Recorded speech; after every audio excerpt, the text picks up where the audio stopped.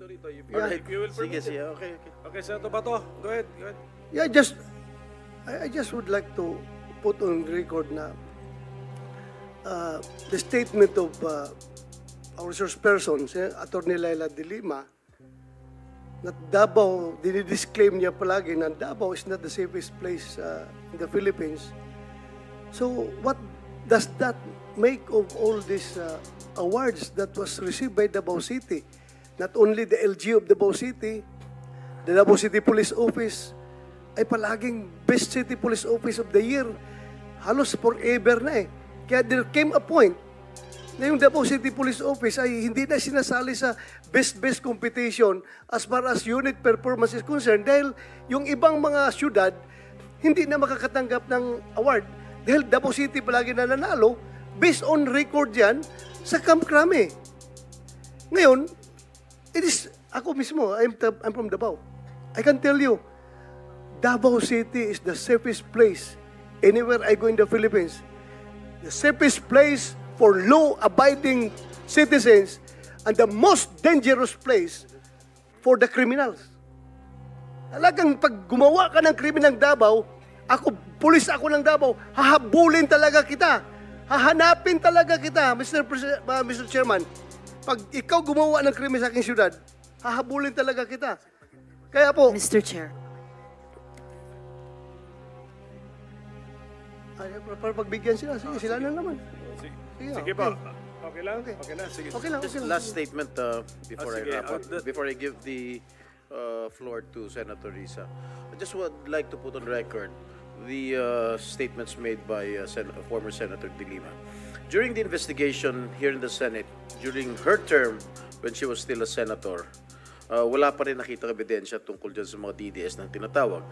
Nung CHR chairman siya, wala rin nangyari sa mga investigation at wala pa rin nakitang ebidensya.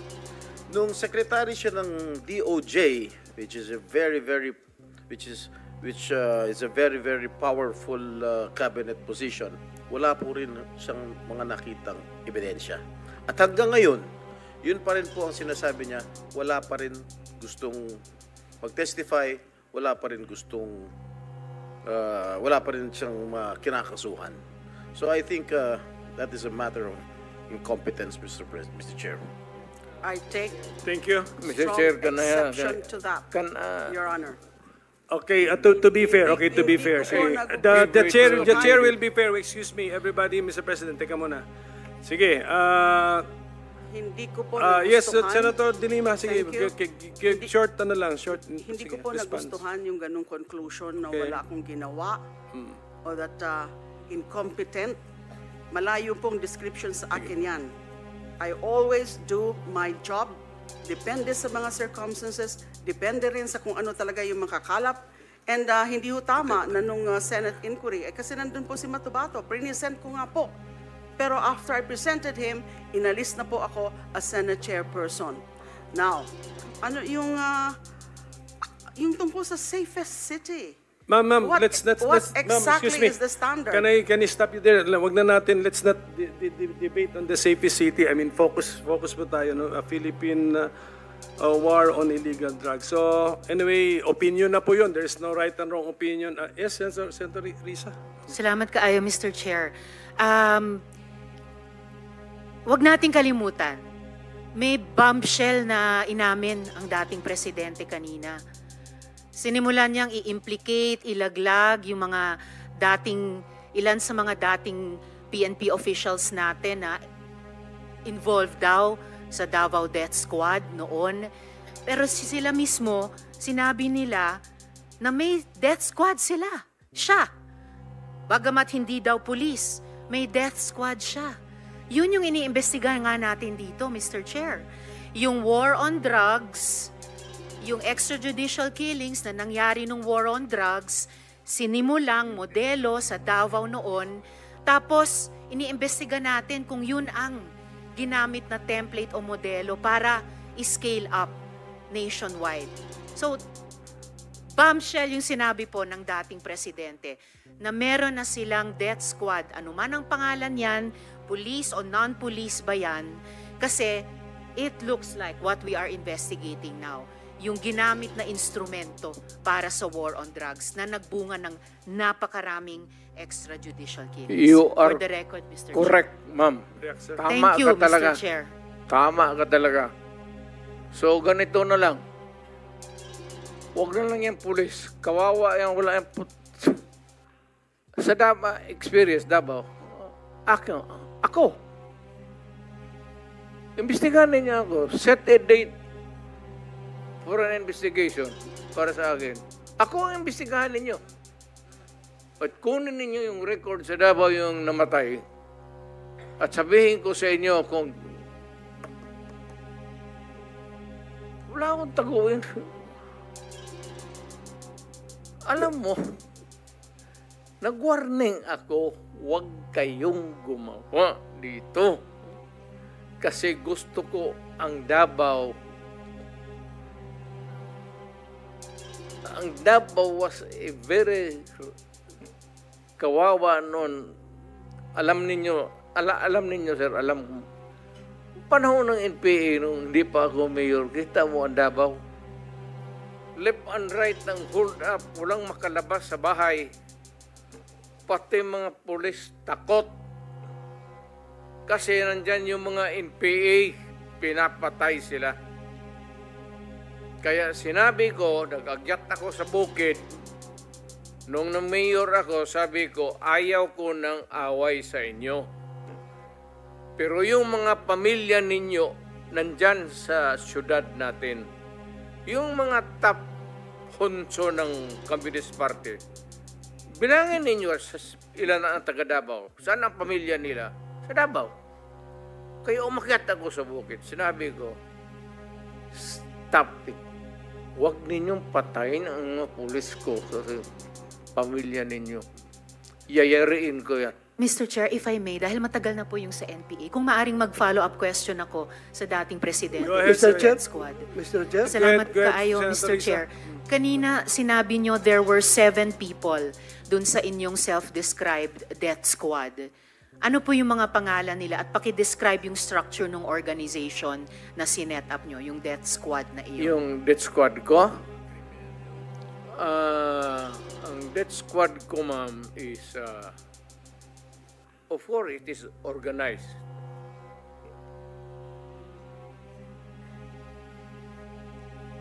Hanggang dyan lang. Ano po yung structure ng organization na iyon? Against criminals. Hindi po, yun yung task siguro na binigay nyo. Pero anong structure ng death squad niya iyon? Structure against crime and criminals. Ibig sabihin, ano po yung setup? At sino yung 7 yon na miyembro ng death squad Fight nyo? crime.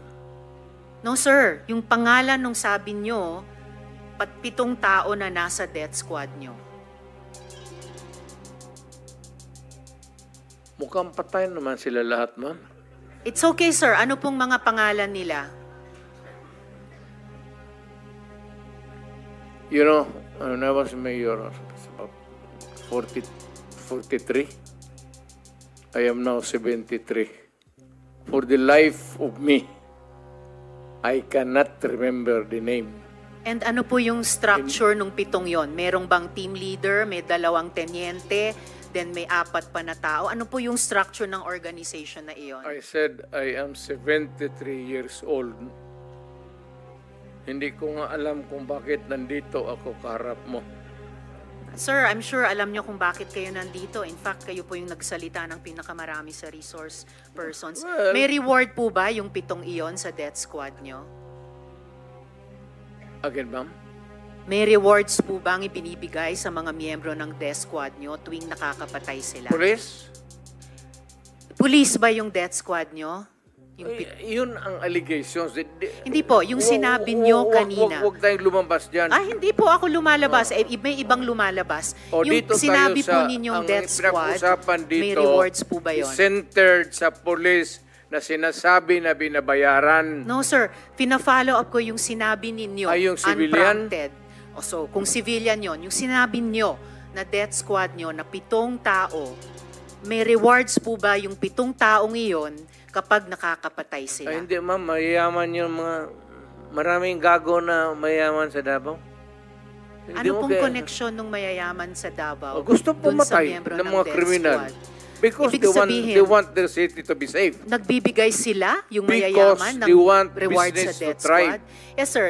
Bago po yan, Mo. sinasabi nyo ba na yung mayayaman sa Davao nagbayad sa death squad para pumatay? No, hindi, ma'am. Si Sila Colonel mismo. Makasait po ba kasama sa death squad na iyon? Sino? Colonel Makasait, kasama po ba sa death squad na iyon? Colonel Makasait?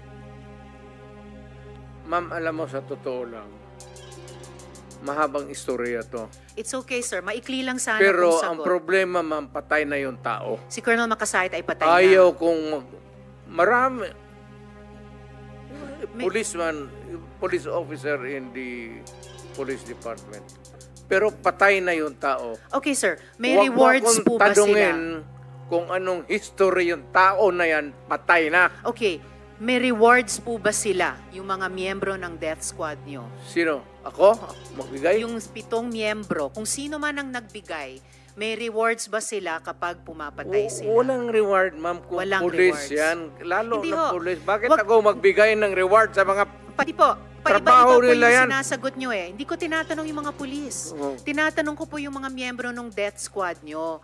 Ah, Binabayaran ba sila kapag nakakapatay sila? wala. Wala. Okay.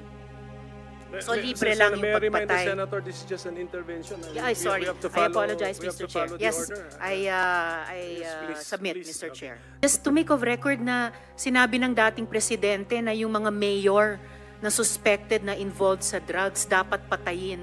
That is not an acceptable statement ng isang naging presidente tungkol sa mga naging kasama niyang nagtatrabaho sa gobyerno ng mga mayors. For everyone, whether mayor, whether maliit na drug suspect, kahit pa yung mga high-value targets, may due process. And the president of all, dapat ang nag-uphold niyan. So unacceptable po sabihin na ang mga mayor na drug suspect ay dapat patayin. For the record, Mr. Okay, Chair. ma'am. Ganito yan. Mabutit dumating ako dito. Pasalamat talaga ako para lumabas, ilabas na lang natin yung totoo. Alam mo, pagka mayor, pagka sindikato, hindi mo matanggal yan. Hindi mo basta-basta matanggal yan. And they are there, so many stories abound. Hindi na ako kailangan magbigay ng example sa inyo. Dito sa Maynila, mga mayors, pera. It's always money, money, money, money. Kaya pagka nandyan, either they are in cahoots with the law enforcers or yung ibang mayor takot. Yung sa probinsya, kung magka-mayor ka, kaya wag kayo, may nakikinig ngayon, wag kayo magpili ng mayor na pitsugin. Kasi wala talagang mangyari. Pagka mayroong mga sindikato, ex-policemen, ex-soldiers na may baril, tapos takot kang mamatay, walang mangyari sa siyudad mo. You have to, maraming problema na nakatago, ma'am, na hindi natin nakikita. Nasa undercurrent yan. Hindi natin nakikita yan. Sino po ba yung mga yon? Hindi, all over. Mayors. All over. Hindi ko masabi ko. Just for the record again, Mr. Chair, and with thanks to Senator Villanueva, unacceptable na sabihin ng isang dating presidente or kung sinabi ninyo noon nung presidente kayo na ang sino mang suspect, maliit man, malaki, mayor na suspect sa drugs ay dapat patayin kasi may due process po. Salamat kayo, Mr. Chair. Salamat, Senator Villanueva. Mr. Chair? Yan ang, that is my stand. If you do not agree with me, I'm sorry. But I'm dealing with a serious problem of my country. Hindi mo madala sa pakiusap yan. Sabihin mo, huminto kapag hindi, tutudasin kita. Yun ang, lalo ng pulis. Pagka pumasok yung pulis doon, hindi mo sabi, hoy, pulis, huminto ka. Puntahan mo yung pulis, sabihin mo, mga pulis, kung mga tao na harapin ko, let us be, labas na lang natin yung, pati yung lungguay. Pero Mr. Chair, forgive me for interrupting. Hindi, Speaking of patapusin mo lengguwahe. muna ako. Sorry sir, Mr. Chair, baka maaring ang resource person tumigil magmura kasi bahay natin itong Senado eh. Salamat kaayo, Thank Mr. you, Chair. thank you. Hindi tayo Mr. President, magkaintindihan Mr. dyan. President, sir, excuse me, sir. I am relating a conversation. Hindi Yes, ako nagbumura. Mr. President, okay. Sinasabi ko yan kung ano ang sinasabi ko doon sa Correct. tao. Klaro na po yun, Mr. President, na when you relate to the police officers, may kasamang mura. Pero okay na, klaro na po yun. Pwede na nating hindi ulit-ulitin, Mr. President. Hindi lang, Kung pwede sabihin ko lang. na kaya, papatayin kita. Hindi lang ako magmumuro sa... Okay. Iwasan lang po. We try our best na iwasan na po. Anyway, naintindihan po namin.